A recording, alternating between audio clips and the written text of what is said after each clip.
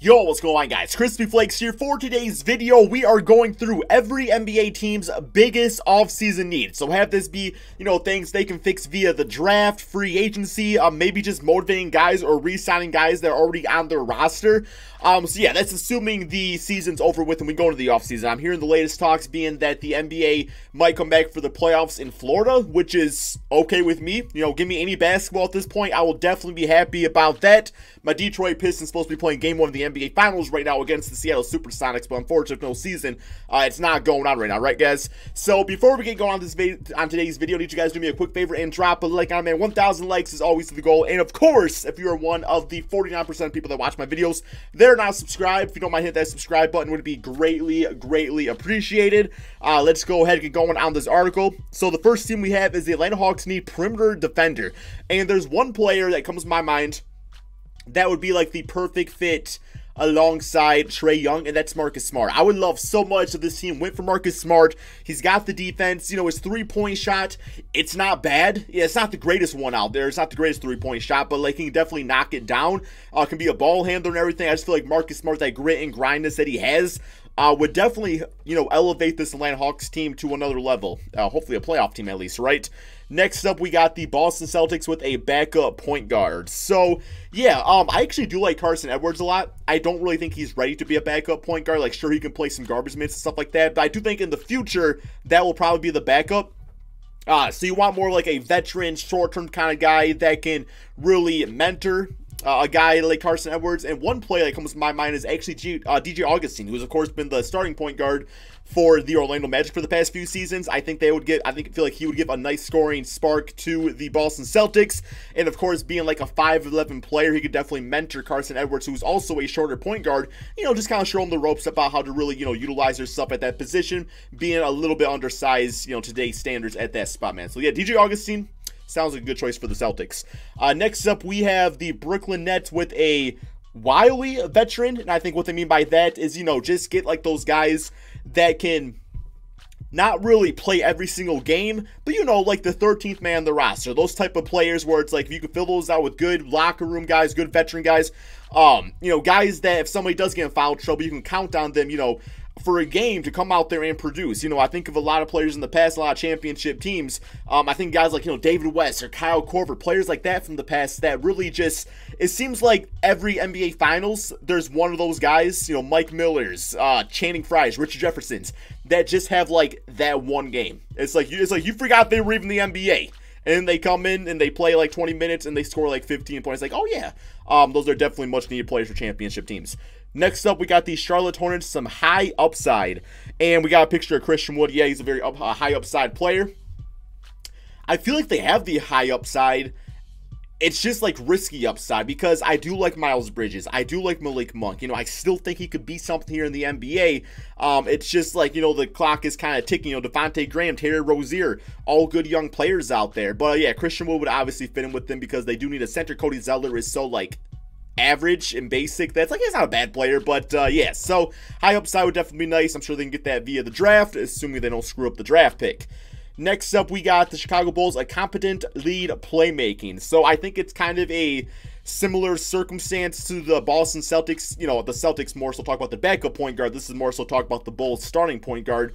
I do like Kobe White. I think he has a future as a starting point guard in the NBA. I don't know if he's quite there yet. I still like him more as a scoring option off the Bulls bench. So in the meantime, you do want to go out there and get a veteran. Because, Chris Dunn's really not the guy. Tomas Satoransky, I actually don't mind him all that much. Once again, they're showing Terry Rozier. I'm sorry, DJ Augustin. Terry Rozier, who actually not be a bad fit on this team. Like a Jeff Teague, just somebody like that can kind of carry the load for it right now, make the team somewhat respectable, and continue to mentor the young player that is Kobe White to take over the reins, once that position is open up for more of a full term and kind of more of a set thing with Kobe. Okay, next up, we got the Cleveland Cavaliers, a wing starter. So I really don't blame the Cavaliers for, starting Cedi Osman and taking a chance on him because he actually did show a lot of potential. With that being said, I would not really go out there and sign like a veteran for the small forward spot. I would more so, I would rather play Cedi Osman than go for a veteran that's not really going to help this team, get them to the next level. Like, the thing about the Cavaliers is that they have a lot of good young talent. They just have to give them the minutes out there, give them the experience. Over time, they'll be something. Now, I'm not saying Cedi Osman is that guy. I think he's had his chance, and he's not really done all that much with it. I'd much rather see them go for a wing player like a Denny inside the NBA draft. I feel like he would be a great addition, somebody that could bring them a lot of good scoring and stuff. And out of all the positions, I mean, you know, via the NBA draft, I could see them going for like a small forward or a power forward player, assuming they want to trade Kevin Love this offseason or eventually. And in the center spot, they might be sold on Drummond. Not really sure what they're, you know, I don't know what the Cavaliers fans' really thoughts are on Andre Drummond. I feel like in the long term, if you can get him for a good price, like a Clint Capella type of contract, then that's good. But no, NBA draft, I would go for best available wing player and just give him a chance, see what happens over the next few seasons. Of course, they got Kevin Porter Jr. He's interesting, so I don't know if I really consider him more of a small forward. I think he's more of like a shooting guard in my opinion, but obviously you can play the 3 spot too. So they got some options out there. It's just a matter of who's going to step up to the plate, or the basket, I should say. Dallas Mavericks solve Luka's clutch issues. I'm not even going to like speak on this one that much. I mean, Luka hit some clutch shots. Is he the clutchest player? No, but also he's like 20 and averaged a near triple-double. All that stuff comes with time. You don't really solve clutch issues. They kind of solve themselves. You know, as he gets more experience, he knows what shots to take. He knows like when to rely on his teammates more, which is something like LeBron James, for example, always got backlash for. Like LeBron, you know, I will say early on he was pretty passive when it came to clutch shots, but as he, you know, got older and more experienced, stuff like that, like sometimes he just didn't really let it get to him. Like sometimes he would take the big shot, and sometimes if he's being double teamed, he's going to pass to the wide open man. So I feel like if Luka can actually rely on his teammates more and stuff like that, that will probably help solve some of his issues in the future. All right, next we got the Denver Nuggets 3-and-D wing. All right, so what exactly do I want to see the Denver Nuggets do? I would be all for them trying to get Bradley Beal. I have no idea what the trade's looking like. Let's assume that doesn't happen. You know, Gary Harris, I feel like is fine. I feel like we know what Gary Harris is going to be at this point in his career. So I would say this is probably focusing more on the 3 and 4 spot on the team because Paul Millsap's getting up there in age. Really hoping Michael Porter Jr. could actually be that 3-and-D player. Like, he's 6'10". The man has all the potential in the world to be a really good defender, good athleticism. He's got the offense to go with that. You know, combine him with Jeremy Grant. I mean, a front court of Jeremy Grant with Michael Porter on the wings, like, that's a pretty deadly team. Now, if they want to go another route and go for a more veteran guy like a Robert Covington, sure, why not? But no, I think they'll definitely figure out. I think once Michael Porter gets more consistent playing time, his defense is going to be a lot better. And, yeah, he's going to be a force to be reckoned with out there. Okay, next we got to the Detroit Pistons with competent lead playmaking. So, yeah, Derrick Rose is great. He's fun to watch. As far as his playmaking out there, I mean, sure, obviously, like, Derrick Rose is more out there to generate offense, you know, have that be for himself, sometimes off the assists and stuff like that. Of course, they had Reggie Jackson. They bought him out, so he's no longer part of the team. So when Derrick Rose was injured, and when Reggie Jackson was injured or gone, there wasn't a lot going on in the playmaking department. Like, a lot of times, Bruce Brown, who was more of a shooting guard, was playing the point guard spot. Tim Frazier played point guard. He didn't really work out. They had some rookies and stuff out there. It was kind of ugly. So, yeah, they need to go out there and get something. I mean, obviously, via the draft, you got LaMelo Ball, Killian Hayes, players like that. So, hopefully they go for one of those guys. Just like, you know, even if Derrick Rose gets the majority of the minutes, assuming he's on the back on the team next season, you know, at least it gives us something to work with. Because right now, in the young rebuild department, the Pistons have no real options at the point guard spots. Okay, next we got the Golden State Warriors. Get the Big Four locked in. Yeah, I'm pretty sure they're going to be locked in. After, you know, sitting out an entire NBA season for Curry, pretty much for the most part. Klay Thompson, having Andrew Wiggins, you know, Draymond Green's going to be motivated. I don't think this team has to worry about being locked in. They're ready to go. Next we got the Houston Rockets, a backup center. Okay, so interesting situation with the Rockets. They do have Isaiah Hartenstein, who, when actually given a chance, is not like a bad player, but for some reason he's in Mike D'Antoni's doghouse and he doesn't really get minutes out there. Because yeah, next year it's gonna be PJ Tucker at the 5. He's like 35 years of age. Like, I don't really know how much longer, how much his body can hold up being a small ball center in the NBA like that. So what I would more go for is, you know, like a Christian Wood. Obviously, they like the offensive space and the floor out, and the small ball is interesting, but if you can get yourself a 5 out there that can be somewhat of a versatile defender and still stretch the floor out, and you don't also have to give up that height, I think that's kind of the route they should go. You know, kind of like what Brook Lopez does for the Milwaukee Bucks. I mean, the small ball is interesting, but I would say for the most part, you know, PJ Tucker, a lot of his offense is sitting on the perimeter. I mean, a big guy can do that, and you don't give up that height. So as long as they can play defense, you'll be fine. Now, I would much rather see them go for a center if they want to continue doing small ball. You know, a guy that can run the court a bit better and do some different things out there. So we'll see what what the future holds for the small ball. Do you guys like it? Let me know in the comment section below. All right, next up, we got the Indiana Pacers, wing shooting. So, yeah, kind of an interesting circumstance for the Pacers.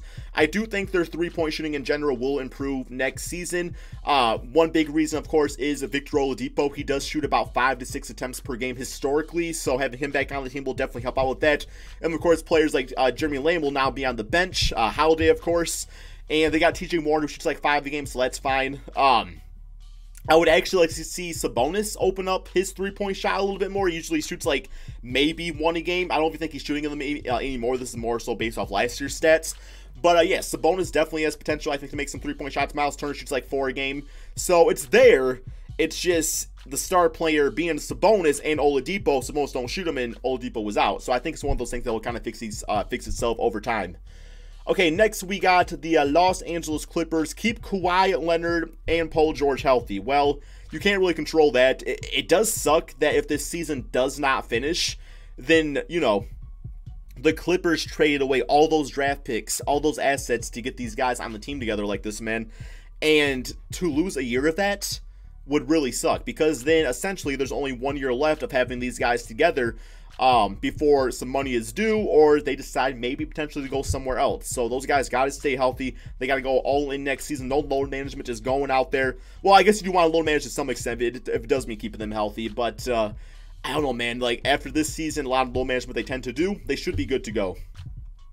All right, Los Angeles Lakers, a backup point guard. Yeah, Rondo's not been great. I mean, Rondo's like three-point shot has gotten better and stuff like that, which makes him a little bit better to play alongside LeBron James. But when Rondo does not have the ball in his hands, he is not an asset to your team. He's really not. I mean, back in the day, at least he played defense and could grab like boards and stuff like that. But he's somebody that wants the ball in his hands, and it just doesn't really work. I'd much rather see them go for a three-point shooting guard. You know, a Mario Chalmers-esque type of player that can play off LeBron James and Anthony Davis. Rondo is fine. It's just not. He's really not the answer. And ultimately speaking, I would kind of be okay with them going all in for like Alex Caruso and just trying him at the point guard spot for an entire season. But of course, you might consider him more of a shooting guard, so it depends, you know, what route you want to go with that. But no, a lot of good options out there. You know, once again, DJ Augustine, Derrick Rose, they want to go more of a scorer. Jeff Teague should be available, who I think can be like a 38% three-point shooter or something like that. Okay, next up, we got the Memphis Grizzlies trade Jonas Valanciunas. It depends on what for. Valanciunas has been very interesting on the Memphis Grizzlies. I do think it's a good opportunity to sell him while his trade value is probably at its peak. I don't see his trade value getting any higher. Teams know what he's all about. They got Jaren Jackson, they got Brandon Clark, so this would be a good opportunity to go out there and trade for, you know, a starting caliber small forward or shooting guard, depending on which, you know, what position you want to play Dylan Brooks at. So, good opportunity to do so, although they do got Justice Winslow, who might be their future starting small forward, so they might be cool just rocking Valanciunas and having a guy like Brandon Clark come off the bench as a really strong bench player, which you definitely can't complain about that. All right, next up, we got the Miami Heat with a lead playmaker. So, yeah, Goran Dragic up there in age.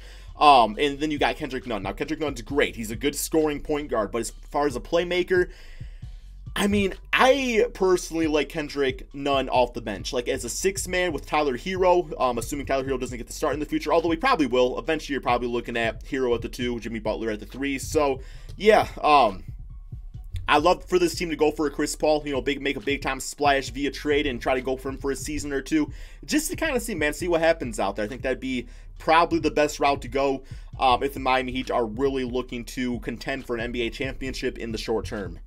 Next, we got the Milwaukee Bucks. It depends. It depends on what Giannis wants. If Giannis wants something, he wants you to keep a player, get rid of a player, make a trade, you do it. You know, Le GM, it's Le Giannis now, man. Or, I guess that would make sense. Giannis, I don't really got a joke there, man. Because Le GM, that just rolls off the tongue. Somebody think of a funny pun like LeBron with being a GM, with Giannis being a GM. But yeah, just do what Giannis wants, I guess. Next up, we got the Minnesota Timberwolves, a defender of any kind. If this team goes in the next NBA season with Juancho Hernan-Gomez as their starting power forward, it's going to get real ugly, guys. Like, Ket and D'Lo and Malik Beasley, they can go out there and they can put up 140 a game, but they're going to be giving up 200 points a game, guys. They got to go out there and just get like a strict defender at the 4. Robert Covington, I wish they could have kept him, but of course he's on the Houston Rockets now. I don't know, man. I don't know. I mean, Hernan Gomez ain't a bad player, but he should not be starting with Cat. It's not a good situation. Next up, what we got here? Any players being suggested? Okay, nobody in particular. Next up, we got the Pelicans with a backup big man.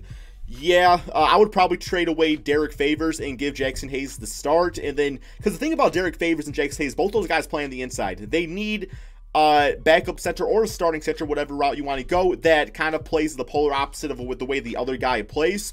I've always said like Miles Turner would be perfect for this team. I mean, if you want to go more of a veteran, although his contract's ridiculous and he's really not a good three-point shooter anymore. I was going to say Dwayne Dedman, but he's not all that great anymore. But, you know, maybe a little bit of a veteran option. But no, Miles Turner is always going to be like my go-to, saying, hey, I want this guy playing with Zion. He would be absolutely perfect. Next up, we need a shooter on the New York Knicks. Knicks need a lot of things, guys. A shooter is definitely one of them. Why not? Okay, I don't really got a lot to say. Yeah, I agree. They need more offense on that team. Next up, we got the OKC Thunder, and this says to have some fun. Yeah, no, you're in a situation where you're not going to win a championship at the moment, but at the same time, you're not going to be bottom barrel of the NBA. You know, you can go out there, be an 8 seed, you know, get to the playoffs. That's fun, and it's just know you're in a good situation draft pick wise, and even young talent wise with like a Shai Gilgeous-Alexander. That you know in the future things should be good, but at the same time, might be a good opportunity to give up some of your older assets like a Steven Adams and a Chris Paul to just continue that rebuild, and you can still have fun, right? Next up, we got the Orlando Magic declutter the front court. Yup, you gotta trade Aaron Gordon. That's it. You know, maybe package Aaron Gordon, Evan Fournier, get you a really good shooting guard. Chuma Okeke is gonna be back next season. See what we can do at the 3 spot. Put Jonathan Isaac at the 4. You got Vucevic at the 5.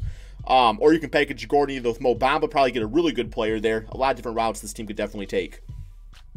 76ers, revamp the starting lineup. Yeah, I don't really know how exactly they should do it. Like, I feel like the pieces are on the team. Like, Ben Simmons, Joel Embiid, I have no problem with that combination. I like Tobias Harris. I think he's more of a 4. You put Josh Richardson either on the bench or at the 3 spot. Get yourself a really good starting 2. You should be good to go. Al Horford should not be starting on this team anymore. He's a bit overpaid at this point now, you know, based off of that experiment just really not working out. I don't mind him as a bench player, but yeah, just they tried it. I don't really think it works long term. Next up, we got the Phoenix Suns with a high IQ defender. So Ricky Rubio's fine at defense. DeAndre Ayton has good potential. Kelly Oubre, I think, has the athleticism to be a good defender. Devin Booker needs to turn up a notch defensive-wise. There's no reason why he should be a bad defender. Like, a lot of it just comes down to, you know, effort and stuff out there on the defensive side of things. If that means taking a little back step on the offense, okay, so be it. But, you know, I actually kind of like Dario Saric as the starting power forward. His defense isn't exactly great either, but I think him alongside Ayton definitely works. Now, if they want to go for a Jeremy Grant or Robert Covington, somebody that is a little bit more reliable on offense and defense, sure, why not? But, yeah, it's going to come down to team effort, and really the guys already on the team buying into the defense. Next up, Portland Trailblazers, stick to the plan. Yep, Nurkic will be back. Zach Collins will be back here.